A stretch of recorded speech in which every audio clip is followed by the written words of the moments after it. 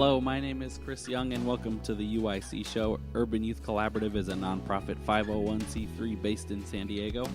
Our mission is to support student-led Christian clubs on school campuses and connect local churches to those clubs. This is a weekly show to tell the story of all God has done through us, to encourage you, the listener, and help explain how this can be done wherever you are. Today we have Ryan Simon on the show. Ryan is the Coastal Director of Urban Youth Collaborative. Thank you, Ryan. How you doing? I'm great, Chris. Alrighty, well, what is your position with UIC? I am the Coastal Director of Urban Youth Collaborative. Nice, nice. And how did you first get involved? So originally I was a student leader at Patrick Henry High School.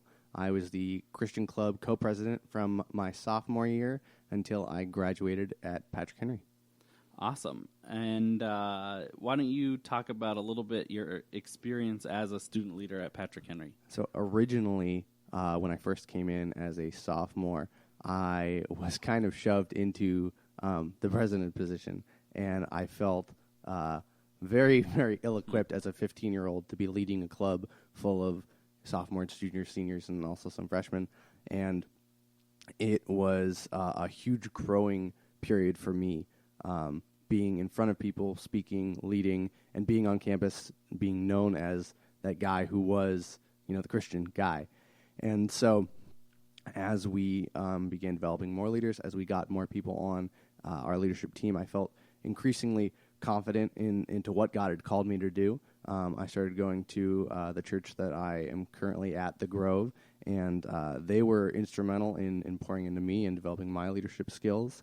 But overall, as a student leader, I felt very empowered, very influential on my campus. And even though I wasn't a quote-unquote, popular kid, I knew tons of people on campus, and tons of people knew me as that Christian guy because that's what I was about. That's what I talked about all the time, and that's who I was.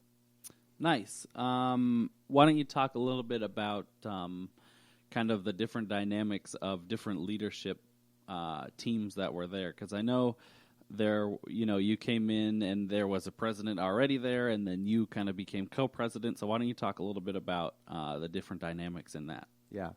So the president, my freshman year of high school, her name was Sierra, and she did an awesome job, and she graduated, and there was a vacancy. So me and this other guy named Matt filled that space, and Matt was an awesome guy, and we had to get together every week and talk about what we wanted to do, how we wanted to run the club, and what we wanted to talk about. And so during that time, we didn't always agree on everything, and we sometimes had differing opinions, but that really taught me how to interact with people who, even though, we were both Christians, we both loved Jesus, we had differing opinions on things, and we, for the sake of unity and for the sake of being a club, we, might disagree on some of the outside stuff, but we agreed on the main stuff. Jesus is Lord, and that He rose from the dead, and that we accepted Him as Lord over our lives. And with that being in place, that was the one thing that we could agree on going forward. And so we knew that because of that brotherhood that we had, the outside stuff didn't matter nearly as much as the stuff that we talked about week in and week out. Awesome. Can you talk maybe a little bit about how was the connection with the school? Was the school kind of hostile? How were the campus advisors that you had? How was that? So the advisors in particular were great. For the first couple of years, we had a history teacher, her name was Miss Hughley, and she was awesome. And then we transitioned into the gym because our club was growing, and we had Miss Collins as our advisor, and both of them were extremely supportive, extremely open to what we were doing. And the school at large, and I think most public schools around San Diego and the United States, are a little bit wary about religious clubs on campus. And I can remember one specific time we were raising money for an organization that helps get sex trafficked girls off of the streets, and we had made these T-shirts that said, "End the sex trade," except "end the" and "trade" were really small, and "sex" was really big, just to draw the eye. And it was a little bit edgy, but, I think we got away with it pretty well. And so one particular day, there was a teacher that was passing by, and she saw me wearing that shirt. And she said, "Son, do you think that's an appropriate shirt to be wearing on campus?" And I said, "Yeah," and I told her what the cause was behind it and what we were raising money for. And she said, "Well, we'll just see what the principal thinks about that." And so she dragged me into the principal's office, and she said, well, the principal at the time was Miss Gillingham, and, well, Miss Gillingham, do you think this is appropriate, really? And I had explained to both of them what the reason was behind the shirt and the reason why we were wearing it and the reason why we wanted it to be a little bit edgy and eye-catching.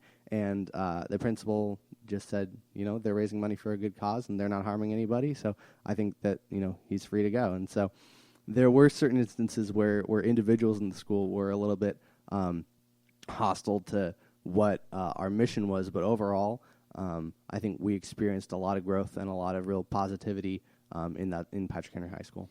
Nice. Do you have any good stories from club you can share? So I remember one time, it was my junior year, it was probably November or December, and we had gotten a hold of this Christian kind of boy band, and it was 3 or 4 guys, and they were, all good-looking. They had the swoopy hair, and they were all talented, and they knew how to play instruments, and we had booked them for a club right before Christmas break, and we had all the sound equipment set up in the gym, and I remember telling all my friends, hey, we're going to have this band here. They're going to be playing music. It's going to be great. You guys should all come.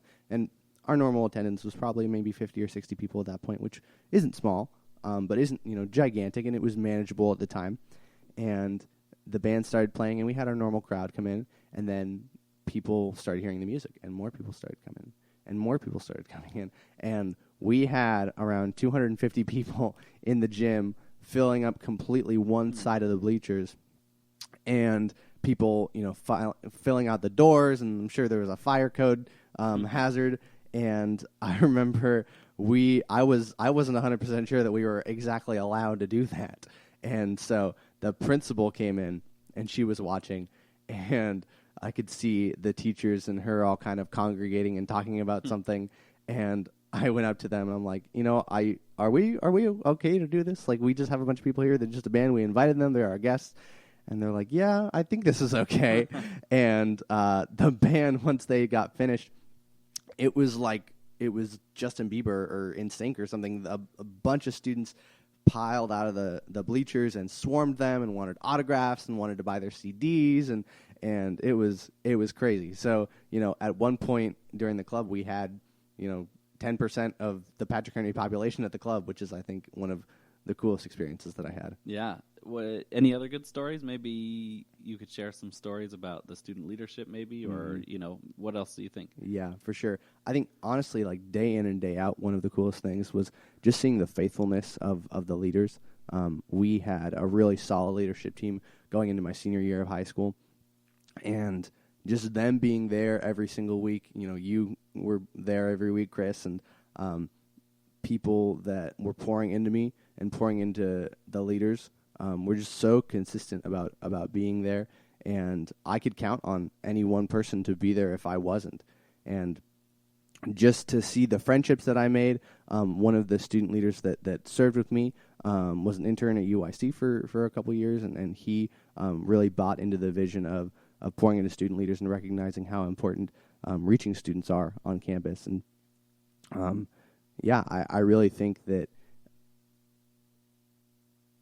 if you are hesitant, if you're a student right now and you're listening, if you're hesitant about joining a Christian club or being on the leadership team, really that experience grew me so much as far as my faith. I got to stand up and talk about being a Christian in certain classes. I remember one time I was in my government class, and everyone knew I was the Christian club president, and so every time anyone talked about a religious aspect of religious freedom or religious legislation, they would all look at me and ask me. I was the spokesperson of Christianity in that class. And so just having that impact and knowing that I could speak to people. There was this one time where one of my friends had a friend move from out of state to our school, and she introduced me. She said, hey, Diana, this is Ryan. Ryan is the pastor on campus, and if you need anything, want to talk about Jesus, come talk to him.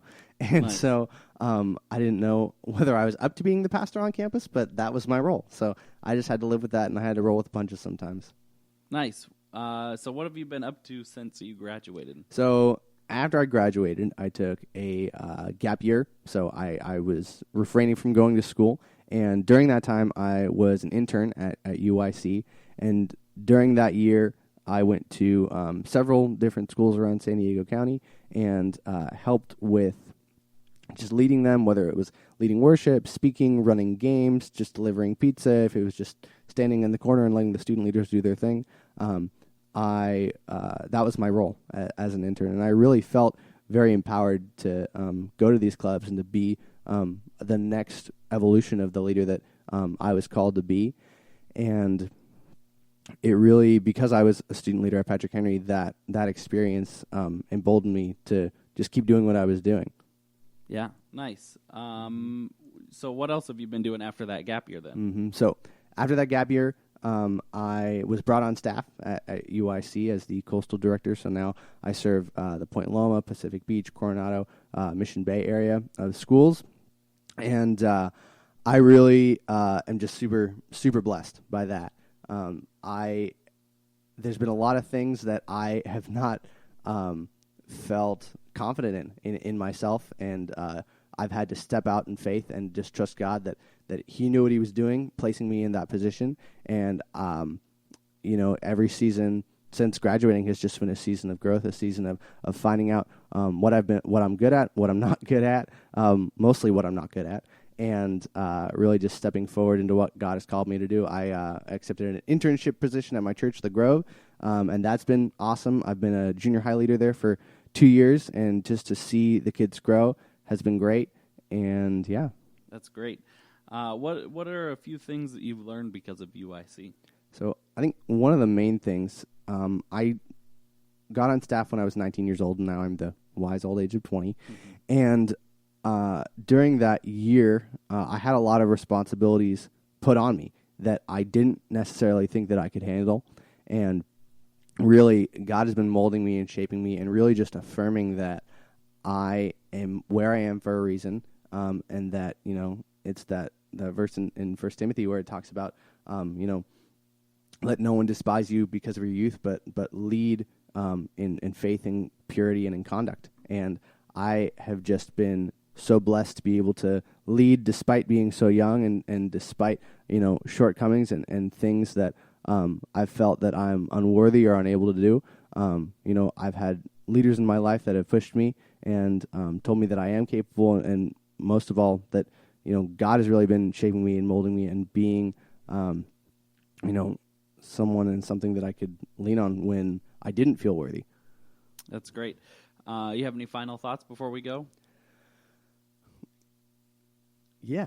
I really just think that for any of the listeners out there that are hesitant about what UYC does or really who we are as an organization, if you would see what we're doing firsthand, it is really honestly a life-changing thing. When I was a student leader, I was very focused on what we were doing at Patrick Henry and what I was doing as a student leader. But if you'd have told me that there were 70, 80, 90, now 100 other clubs doing the same thing that we're doing, I don't know if I would have believed it. It would have blown my mind. And so to really catch the vision that we're trying to tell people about, you need to see it. You need to see it firsthand. Awesome. Alrighty. Well, for Ryan, I'm Chris, and thank you for listening to the UYC Show. For next episode, we're going to have a roundtable discussion. Visit our website at uyc.org. That's the letter U for urban, Y for youth, C for collaborative.org. And please consider making a monthly donation on our secure site so that we can expand the work that God has called us to. It would be greatly appreciated. If you have any questions, email us at podcast@uyc.org. God bless you and have a great day.